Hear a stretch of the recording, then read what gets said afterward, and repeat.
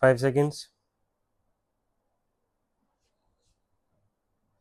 The debate on this new constitution amendment bill or these provisions in this bill which is under consideration is now going on, but some people started objecting that there are certain basic changes in the constitution.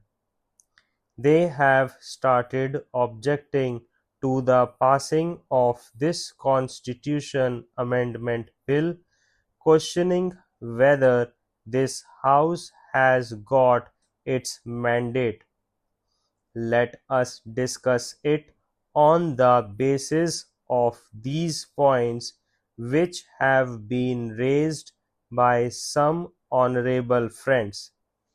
My friends have aptly said that this House has got the mandate on the basis of the programs of the party given in 1971.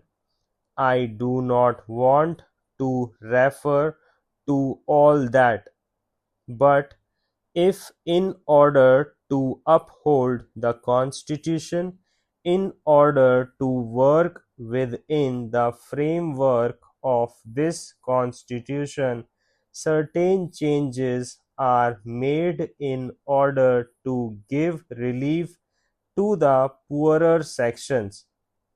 I do not know what is the conflict therein and where is the question of mandate that comes in. The mandate is there. The moment this House was elected, composed of 526 members, they have their bounden duty to secure for the society justice, social, economic, and political. This is envisaged under the bill. What are we going to do by this amending process? They said erosion of fundamental rights.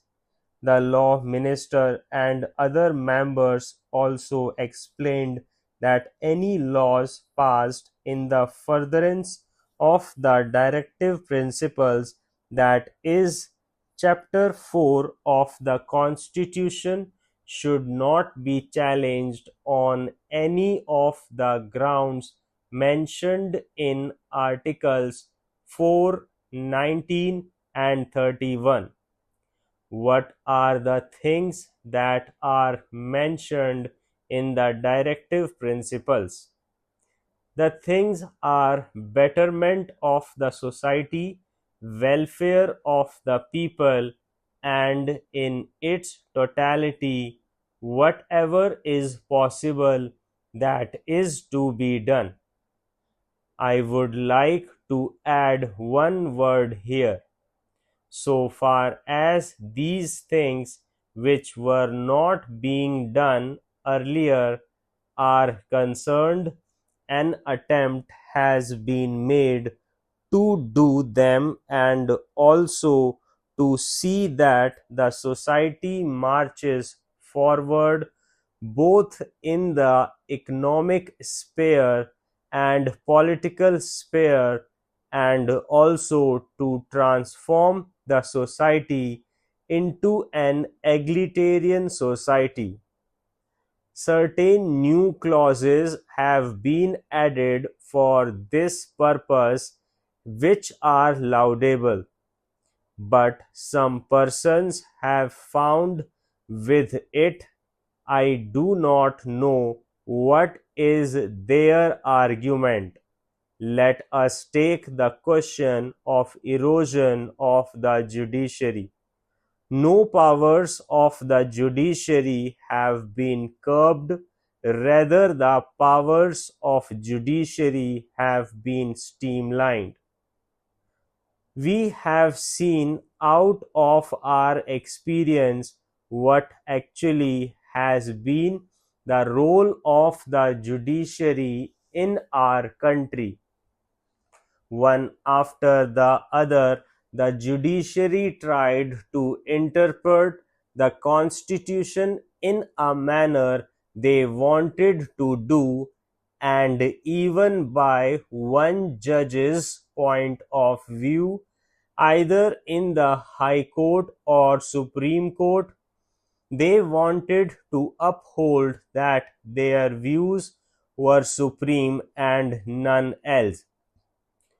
Though we are in this democratic process and we believe in democracy and adult franchise, yet this view of the representatives of the people in this house and in the other house are not supreme, only the judges' views are supreme.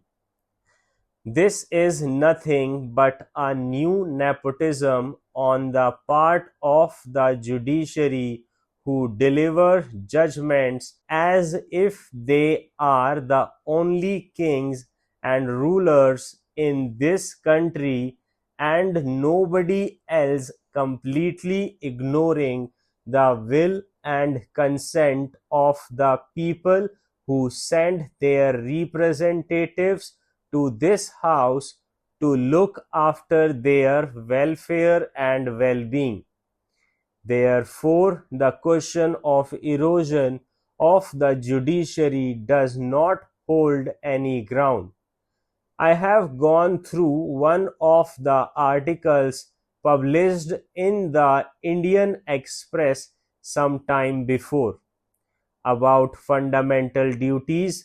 Particularly, they mention, and I say that the challenges follow the noble ideals that inspired our national struggle for freedom. Our national leaders took part in the national struggle, and they aptly have said that there are certain fundamental rights, and those rights, particularly referring to Article 14, 19, and 31, are somehow or the other being taken in view of the directive principles of the state policy of the Constitution. I do not know what is their actual viewpoint. If their viewpoint is to stick to the law that is the fundamental rights are fundamental rights, then those fundamental rights are for whom? Those fundamental rights are for the so-called higher strata of the society, for the so-called haves and not for have-nots. What is their grievance? The poorer sections of the society, the vast multitude of the country, do not consider that fundamental rights are embodied in the Constitution. They consider what their fundamental needs are. Their fundamental needs is that their hunger should be removed and their economic conditions redressed. In view of these things, which one is to be given more weightage, the poorer sections who are demanding better transformation of the society, the problems of the poorer sections are to be given more weightage. This position, in brief, seemed to have shocked many people. With this view, these articles of the constitutional changes which are under consideration are welcome measures and ought to be framed. There is no doubt about it.